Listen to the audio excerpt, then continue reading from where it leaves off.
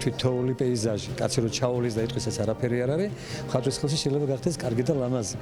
და უფრო ამის მიმდევარი ვარ, რომ აი უბრალო სილამაზე კი არ გავაზრიადო, ლამაზად წარმოსახო. ასაა ჩემი ძირითადი კრედო ესე ვთქვა. ყოველთვის გამორჩეული ხელწერის და თვითმყოფადი შემოქმედებითი პოტენციალის მქონე ხელოვანი გახლავთ. მრავალფეროვანია მისი შემოქმედებითი ნამუშევრები, ჟანრობრივი თვალსაზრისით, პორტრეტებიც არის, ნატურმორტებია, პეიზაჟებია, ზღვის თემა. ფაქიზი ნამუშევრები, ფაქიზი ფერები არ არის სიმძიმე ჰაეროვანი ნამუშევრები და ამით უფრო მე ჩემში უფრო მეტი სიმაღლე დაიჭირა.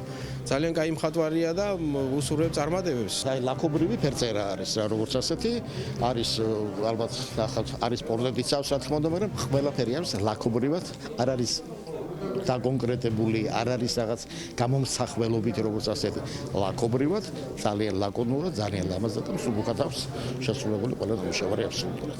როდესაც ნახატი აი თვითონ მოგტაცებს რა მიგიზიდავს რომ მოდი ჩემთან მნახე, აი უკვე შემოქმედება მაშინ შეიძლება ჩავთვალოთ რომ შემდგარია და თავისი სისადავით, თავისი სადა და ისეთი ზოგჯერ ექსპრესიული კოლორიტით ადგილების ცოდნით, ბუნების ცოდნით, იმ ადგილის სიყვარულით, რაც აქ არის, ყველაფერი, აი მე მიმაჩნია რომ ერთ-ერთი საინტერესო და გულითადი გამოფენა.